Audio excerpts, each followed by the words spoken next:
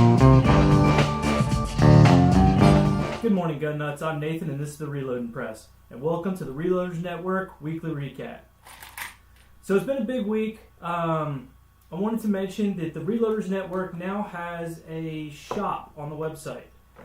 So if you want to get some of the t-shirt or the shirt, or I think the shirt's available, but the coffee cup and things like that, go into the Reloaders Network and take a look at that. Uncle Jim posted, he does an entire series on the new Brassmith Lyman powder measure. He takes a look at several of the different powders that you can use, different types, like, you know, fine ball or flake, to make sure that it meters consistently and that it doesn't leak. He also finishes it up, I think it was today or maybe last night, finishes it up with making a stand for it. So if you're interested in possibly getting a new powder measure and you're looking at the new Lyman one, take a look at Uncle Jim's videos. Link, of course, will be in the description. Full Lead Taco asks if the wad cutter is still a viable option given that we're in a world of, you know, high ballistic coefficient, bullets. I, of course, say absolutely yes. And I think he does the same. So take a look at that video. It's kind of fun. You get to see him go through the process, of course, of casting and then going out and showing off how good of a shot he is. Ocean 374 goes into an overall length issue with pistol cartridges and bullet design. This has come up a couple times recently on the Reloaders Network and a couple other places about how bullet design changes your overall case capacity, and as such it's going to change your pressures pretty dramatically, and that there's some reloading manuals that don't really give that a good enough explanation or coverage. William C. Chapin does a short little video on loading his 22-250 and his Dillon 550. For me, his videos are always very calming for some reason.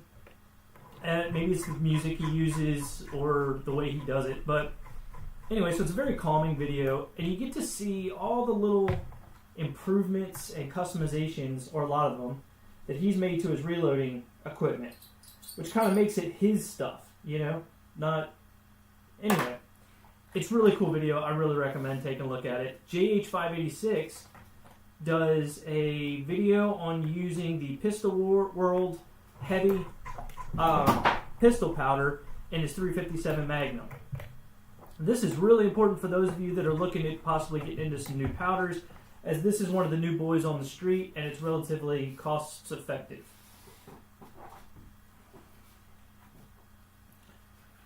Willie BULLETMAN unboxes a few gifts from the horse pistol, and one of them I couldn't believe just how nice it was.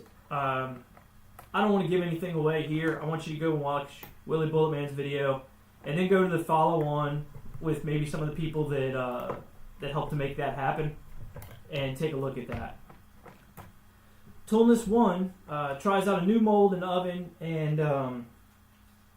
and he takes his NOE sizing, his bullet sizers, and just kind of polishes them up a little bit, makes it a little bit more useful, and talks about why he does that, or why he had to do that, and how sometimes you need to work with your tools to make them, you know, as useful as they can be.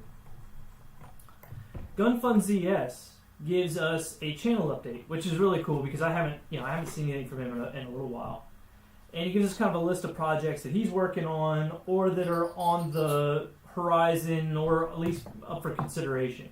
So I'm pretty excited about that. He's got some really cool ideas that I'm looking forward to seeing.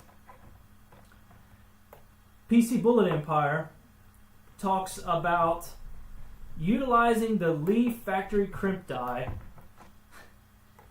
in maybe some slightly different ways. Alright, and you've heard me complain about it even with these 32 H&R mags, that the sizing dies oversize the case. They don't need to be sized that tight to get into any chamber ever. Well, the factory crimp die, some of them that have for straight wall pistol cases, have a carbide sizing ring in them. And as such, you can actually use them, maybe, to size your cases with. So, once again, taking your tools and improvising and kind of using them to your own benefit. Eagle Eye Shooting goes over the complete disassembly of the Lead Breech Lock Pro press and the installation of Treetop Flyer's powder stand.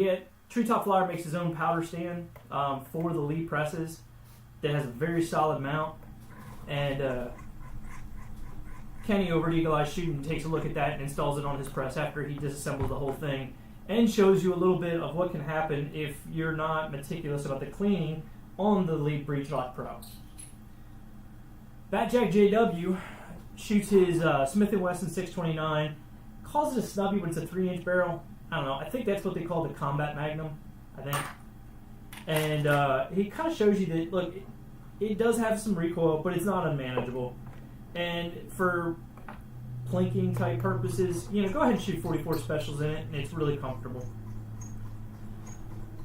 West Desert Shooter gives a TRN exclusive, a Reloaders Network exclusive, on his first rifle and his kind of introduction into long-range distance shooting. Here's the thing, and this is why I really, really like this video. I have a horrible habit of being an overthinker and an overplanner and all that stuff. And what that means is there are times when I will think about getting involved in something like, oh, that looks really cool. Let me get involved. I'd like to get involved in that. Well, instead of going out and just trying it, I'll think about it. I'll think about all the possible equipment I might need and what could possibly go into it. And this will go on for 2-3 weeks. Hell, sometimes even a month. And then by the time I'm done thinking about all this, I've decided, you know what, that's going to cost too much money, and I don't know really what I'm doing, and I don't want to look like a fool, so I ended up not doing it. Well, West Desert Shooter kind of really shows, look, just jump in sometimes, Maybe you might get the wrong thing. Maybe you might not get the perfect thing the first time out, but you're involved in it. And that's the whole point, is to get involved in something and learn something new.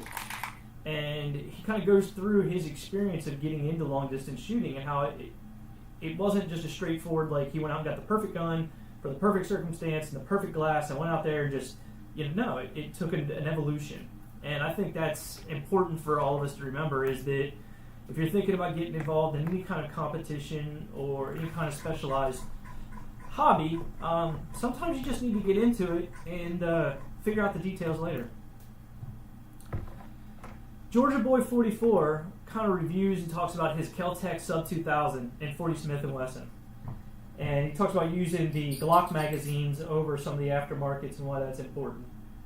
I've really been interested in a pistol caliber carbine for some time.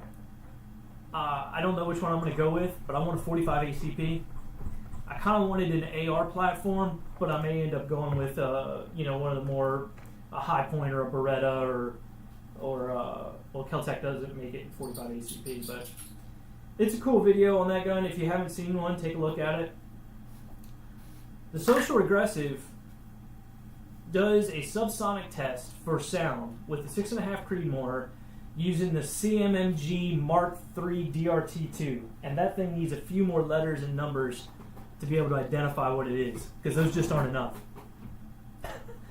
Anyway, one of the things, I don't know if you've watched a lot of Social Regressive videos, but he's going over this kind of stuff a lot, where he's looking at sound tests and trying to figure out what's happening. And there's this weird, Hollywood pew sound that he tends to get with most of his subsonic type work. So take a look at that. It's really interesting, and at least I find it interesting. Heck, I don't know. Maybe I find all kinds of things interesting. And he also has some different things where he's doing a full review and stuff on that rifle. And hit him up about, the Reloaders Network. He's been involved a little bit. He showed up on one of our live streams the other day. I really like his work, and I look forward to seeing him more often. Anyway, guys, I think that's going to do it for this week. I know it's a little bit short, but that's just kind of the way it works sometimes. We'll see you next week, and until then, stay safe, have fun. I'll see you when I see you. Laters.